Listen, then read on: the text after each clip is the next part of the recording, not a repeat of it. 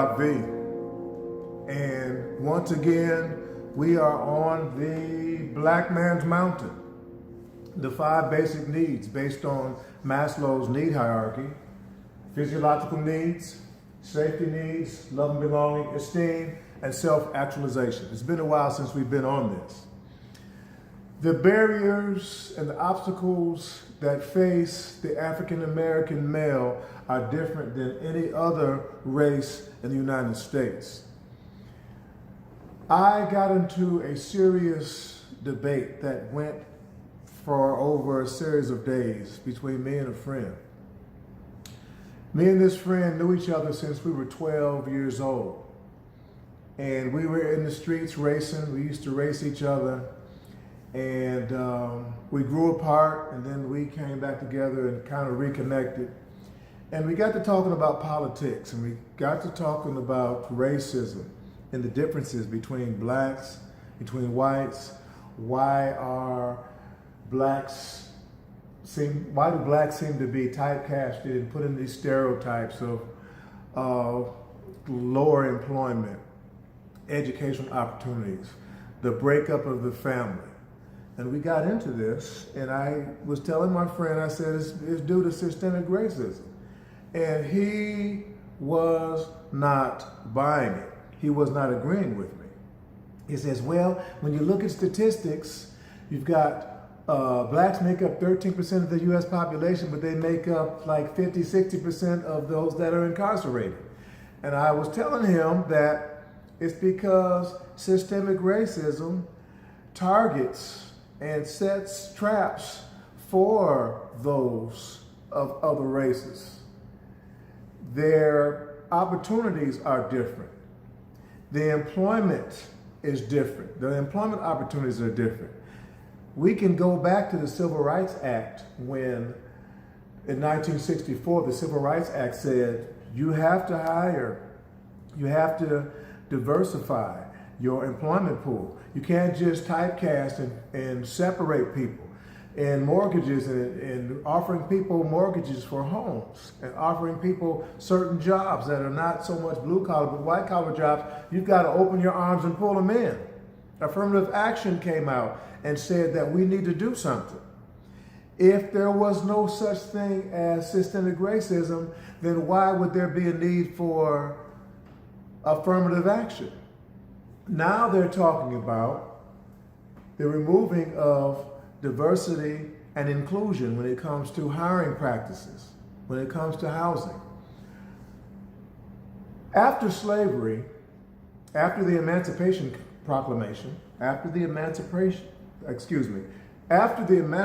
Proclamation was signed, slaves were no longer property, but they became competition to the wider WIDER society. So more of them, or more of us, became a victim of hate, lynchings, killings, Jim Crow laws. Don't let blacks move in this area. Don't give them but a certain kind of job. Don't let them gather together in the wrong place at the wrong time. 100 years ago, you could lynch a black man and nobody's going to jail for it. You could shoot some blacks because they got louder, they became disruptive. There was no trial, no one went to jail for it. I was arguing with my friend about this, and he didn't want to hear this. Every time he gave me a statistic, blacks being incarcerated, I said because they were set up. They were typecast. They were arrested for the same crimes that white folks did, but they were arrested and put in jail. Well, why can't they get jobs? How come the family's breaking up? Because when affirmative action came in, they had to hire so many blacks, so many Asians, so many people of the minority races, and also so many women. So he said, well, what's the problem? I said, so they hired the black women or the Asians, and the black male was systematically pushed aside or kept neutralized from certain jobs and certain opportunities. That caused the friction in the family. That caused women to say, well, I can do better by myself. Well, why can't you get a job? Why can't you do better? Who is this man going to hire? is he going to hire, if affirmative action puts pressure on this particular employer, if the government and diversity and inclusion and affirmative action puts pressure on this company to hire more diversified, from a more diversified pool, they're going to hire the black woman. And that black male is going to sit there and he's going to become frustrated unless he starts his own business, unless he just has a wife that understands. And of course, there are those of us who have gone on and furthered our education and have been persistent and have been able to obtain and rise up. But there's also another population, or part of the population, where they weren't able to excel. They weren't able to pull themselves up because the barriers were set higher against that black male. He did not want to hear this. There were a lot of times, and I've witnessed this, where you have two employees, a black woman and a black male, both qualified, both ready to do the job, both experienced. And it's more comfortable for some of these employers to hire that black woman instead of that black male. It happens all the time. It can't be written in the books, but it's written in the minds and in the hearts of individuals and on those that have power. They can decide who gets hired and who doesn't. Oh, it's going to be safer if we hire little Marie and put her here and let her work for us. She's sweet, she looks good, she's nice, and she won't be any problem. The black man over there, I don't know about him. So we're going to let him find something to do. Loans for businesses. Now, there was a time when in the books they say apply for a loan if you meet the qualifications, credit-wise, longevity on your job, income-wise, you can get this mortgage loan. And many black families were still turned away because they found something that they can say, well, no, we can't approve you, or funding has run out, or because of your late payment or your credit score, we can't allow you to get this mortgage.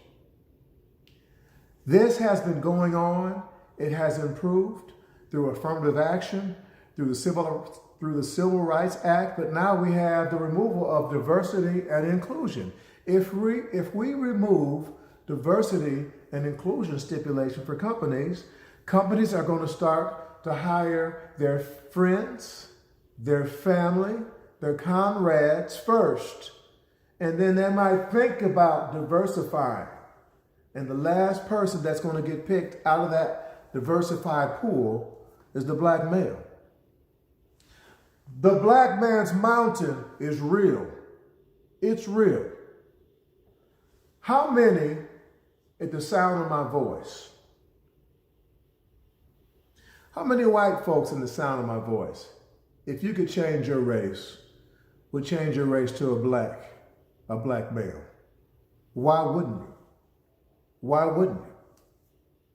Because you know that there are some obstacles that you don't have to face outside of our race, that if you became black, you would have to face these obstacles. Now, things have changed, and there are people who believe in diversification, believe in pulling everyone in and giving everyone a chance.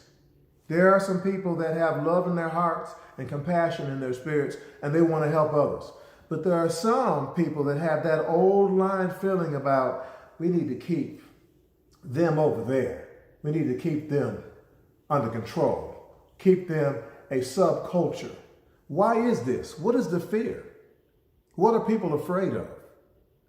Well, they got blacks in professional sports, and you got blacks are playing basketball, and they're playing football, and they're making all these millions. Why do you think they're paying black athletes all of this money? Why do you think they're recruiting black athletes? Because winning means money for colleges and universities and for the professional athletes and for the cities that they are stationed at. And if you want the money, you have to win. And if you want to win, what are you going to recruit? African Americans. the top athletes in the world.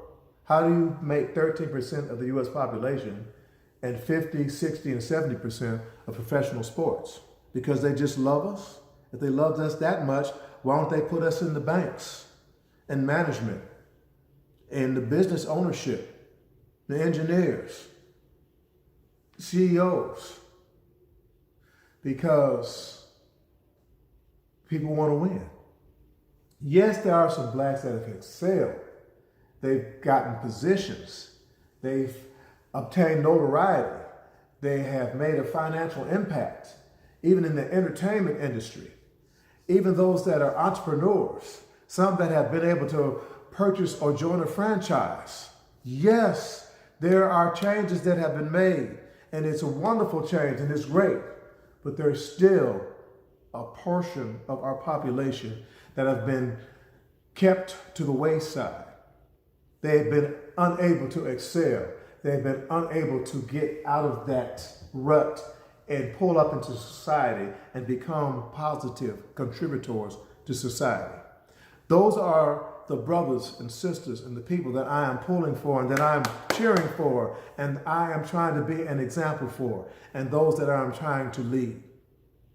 I'm trying to make a difference the best way I know how. Things have changed. Things are better. But the fight is not over. And the mountain, the black man's mountain, it is real. There are some obstacles on the mountains. There are some wild animals on the mountain. There are some slippery cliffs and steep areas on the mountain where if you don't hold on tight, you could fall all the way back down to the bottom again, and some never rise again to the top. Systemic racism, it still exists. And where it exists is in the hearts and minds of people that feel like there should be a superb race and others should follow underneath. Again, systemic racism. It might not be in the books that you can't hire these people. You can't move them in certain neighborhoods. You can't put them into political offices. But this is in the minds and hearts of those that have power to place and to move around. Are there some that are trying to fight against this wrong? Yes, there are. But the fight is not over. The fight is not over. Use or utilize the opportunities that have been placed before you. There's opportunities for education. There's opportunities for loans. There's opportunities to keep yourself out of legal trouble and to be consistent and persistent and never give up. And be an example to your children. And women, support your man and stop trying to compete with him. I get tired of hearing these women say, well, I make $150,000 a year. If he don't make at least 100, 200,000, 150 or 200,000, he don't even need to talk to me. What is that? And then you end up with these guys that make 200, 300, and 400,000 a year, and they're dogs. They got you and 3 other women on the side. And if you gain 2 or 3 or 4 pounds, they're gonna drop you and go get the next one. But yo, he got that money. I'm gonna do what I need to do, kiss up, do whatever I can to get that money. What is that? What about the character of a person? What about the quality of that person's heart? What about their moral values? We've got work to do. The mountain is strong and wide and high, and we have to keep climbing and we have to keep fighting. And we have to be examples and we have to pave the way for our youth.